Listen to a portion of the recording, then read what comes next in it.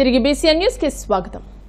September 14 ఆదివారం ఉదయం 9 గంటల నుండి సాయంత్రం 6 గంటల వరకు విజయవాడలోని శ్రీ తుమ్మలపల్లి క్షేత్రయ్య కళాక్షేత్రంలో పూజ్య స్వామీజీలతో హిందూ న్యాయవాదుల ధర్మ సమ్మేళనం జరుగుతుందని శైవ క్షేత్రం పీఠాధిపతి శివస్వామీజీ తెలియజేశారు. తాడపల్లిగూడెంలో ఆయన మీడియాతో మాట్లాడుతూ ఈ సమ్మేళనంకు హిందూ న్యాయవాదులందరూ హాజరు కావాలని అన్నారు. హిందూ దేవాలయాలు, మందిరాలు, మఠ, పీఠాలు, ఆశ్రమాలు, అన్నదాన సత్రాలు, వాటి ఆస్తులు స్వార్థపరుల కబంధ హస్తాల్లో చిక్కుకుని అన్యాక్రాంతమవుతున్నాయని ఆరోపించారు. జగద్గురుల యొక్క ఆశీర్వాదంతో ఆంధ్ర రాష్ట్రంలో ఉన్న మఠపీఠ ఆశ్రమపతులందరం కూడా కలిసి మాన్యశ్రీ జి కృష్ణకుమార్ గారి యొక్క సహకారంతో పూజ్య మఠపీఠ ఆశ్రమాధిపతులతో హిందూ లాయర్ల యొక్క న్యాయవాదుల యొక్క ధర్మ సమ్మేళనం అనే కార్యక్రమాన్ని సెప్టెంబర్ 14వ తారీఖున అమరావతి రాజధాని విజయవాడ కేంద్రంగా తుమ్మలపల్లి వారి క్షేత్ర కళాక్షేత్రంలో సమావేశం అవబోతున్నాం. ఈ కార్యక్రమం ద్వారా హిందూ దేవాలయాల మీద, హిందూ దేవీదేవతల విగ్రహాల మీద, హిందూ రథాల మీద, హిందూ సంఘాల మీద, హిందూ కార్యకర్తల మీద, ప్రధానంగా మా మాతృమూర్తులు చిన్నారుల మీద జరుగుతున్న అనేకమైన భయానకమైన విషయాలను పరిగణలోకి తీసుకుని భూ కబ్జా గురైన అనేక రకాల ఆస్తుల పరిరక్షణ కోసం చట్ట ప్రకారం ఎటువంటి చర్యలు తీసుకోవచ్చు అనే విషయంలో పూజ్య స్వామీజీల యొక్క సూచన సలహాలు, న్యాయవాదుల యొక్క సూచన సలహాలు పరిగణలోకి తీసుకుని ఎక్కడైతే కబ్జా గురైనయో పార్టీలకి, కులాలకి, వర్ణాలకి, వర్గాలకి అతీతంగా మా దేవాలయాలు, మా హిందూ ధర్మము, మా సంరక్షణ అనే నినాదంతో అందరం కలిసిమెలిసి ముందుకు సాగుదాం అనుకుంటున్నాం. న్యాయవాదులందరూ కూడా ఈ కార్యక్రమంలో పాల్గొనండి. దేశం కోసం, ధర్మం కోసం, నా దేవాలయం కోసం మేము సైతం అంటూ ముందుకు రావాల్సిందిగా శుభ ఆహ్వాన పలుకు. ఈ రాష్ట్రంలో ఉన్నటువంటి 14 మంది పీఠాధిపతులు ఆలోచించి యోచించి ఫోరం ఫర్ హిందూ లాయర్స్ అనేటువంటి హిందూ న్యాయవాదులకి వేదిక ఉండాలి. దీని ద్వారా మన ఎండోమెంట్ ఆస్తులు కానీ, స్వామీజీల మీద జరుగుతున్నటువంటి కేసులు కానీ, హిందూ సంఘాల మీద జరుగుతున్నటువంటి కేసులు కానీ ఇవన్నీ కూడా న్యాయవాదుల ద్వారా హైందవ న్యాయవాదులను సంఘటితపరిచి మన హిందూ కార్యకర్తల వాళ్ళందరికీ న్యాయం జరిగేట్లుగా చేసే ప్రక్రియని విజయవాడలో సెప్టెంబర్ 14న రేపు సెప్టెంబర్ 14, 2025న పూజ్య స్వామీజీలతో హిందూ న్యాయవాదులు అనేటువంటి ఒక రాష్ట్ర వ్యాప్త సమావేశానికి హిందూ న్యాయవాదుల్ని స్వామీజీలు ఆహ్వానిస్తున్నారు. ఇది ఫస్ట్ ఆఫ్ ఇట్స్ కైండ్ అండి. ఇలాంటిది ఎక్కడ జరగలేదు. మన సనాతన ధర్మాన్ని న్యాయవాదులు న్యాయస్థానాల్లో చట్టరీత్యా ఎలా కాపాడుకుందాం అని ఫోరం ఫర్ హిందూ లాయర్స్ అనే దాన్ని ఎస్టాబ్లిష్ చేశారు. కాబట్టి దాని మీద మాట్లాడడానికి, ఆ సమావేశానికి ఇన్వైట్ చేయడానికి తాడేపల్లిగూడెం కోర్టుకు కూడా స్వామీజీ వారు సాక్షాత్ కోర్టుకు వెళ్ళి ఆహ్వానించి వచ్చారు. ఇప్పుడే న్యాయవాదులు కూడా బాపట్లలోని సూర్యలంక వద్ద జరగనున్న బీచ్ ఫెస్టివల్ ఏర్పాట్లను ఎస్పీ తుషార్ డూడి టూరిజం అధికారులతో కలిసి కలెక్టర్ వెంకటమురళి పరిశీలించారు. వచ్చే నెల 26, 27, 28 తేదీల్లో జరగనున్న ఈ ఫెస్టివల్లో ఎటువంటి అసౌకర్యాలు కలగకుండా ముందస్తు చర్యలు చేపట్టాలని అధికారులను కలెక్టర్ ఆదేశించారు. ఎప్పటికప్పుడు ఏర్పాట్లను పర్యవేక్షించాలని, ఏవైనా సమస్యలుంటే తన దృష్టికి తీసుకురావాలని ఆయన సూచించారు. So there are few, the detailed presentation is very good, and the overall program you framed is also very good, and the team from the Amravati and you people also have taken very much stress to prepare this detailed sequential order, all the things.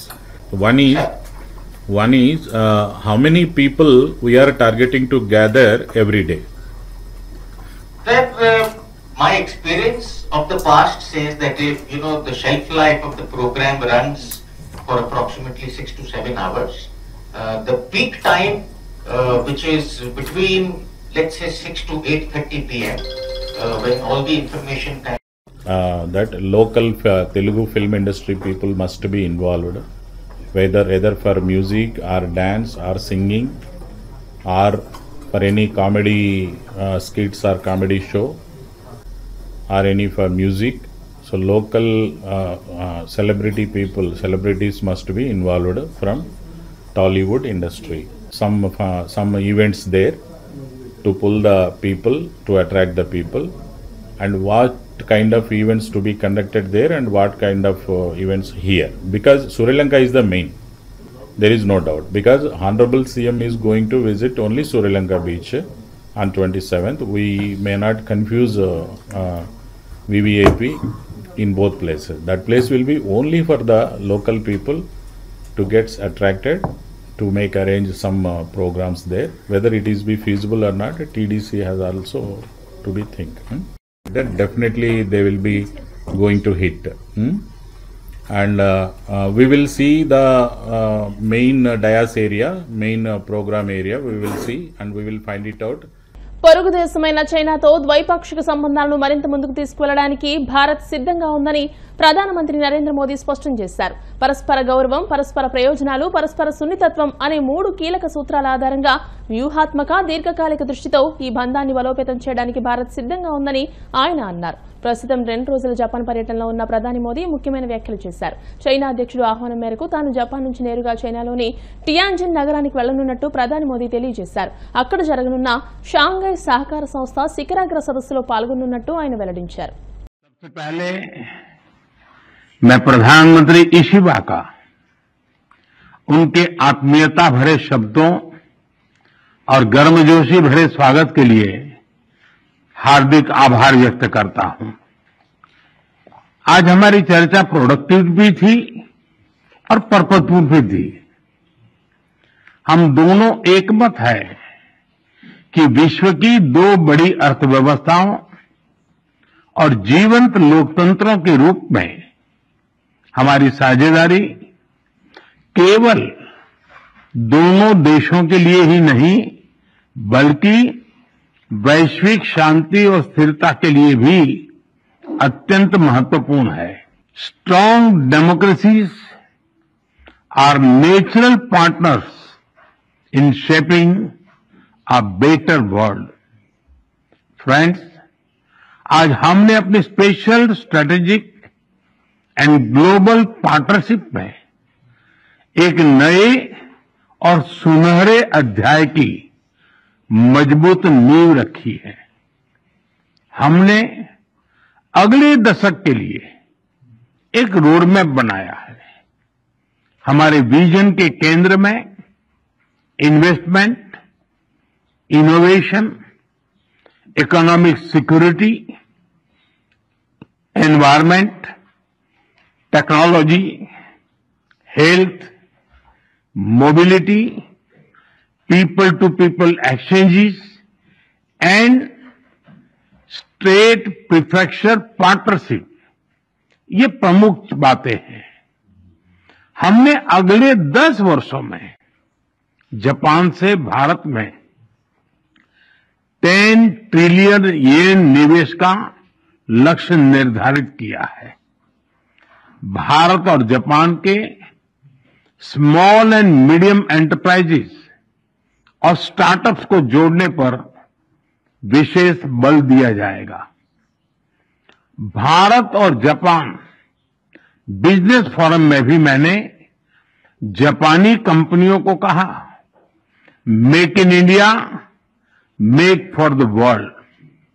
Friends, हमारा joint credit mechanism ऊर्जा के लिए एक बड़ी जीत है। It shows that our green partnership is as strong as our economic partnership. వార్తలు ముగించే ముందు ముఖ్యాంశాలు మరోసారి. ఏఐ విప్లవం ద్వారా వచ్చే సాంకేతిక ఫలాలను సద్వినియోగం చేసుకోవాలన్న మంత్రి లోకేష్, జీవితంలో ఉన్నత లక్ష్యాలు సాధించాలంటే కష్టపడి ఇష్టపడి చదవాలని విద్యార్థులకు ఉద్బోధ. వ్యవహారిక భాషకు గొడుగు పట్టిన మహనీయుడు గిడుగు రామ్మూర్తి అన్న మంత్రి కందుల దుర్గేష్, నవంబర్, డిసెంబర్ నెలల్లో నంది నాటకోత్సవాలు నిర్వహిస్తామని వెల్లడి.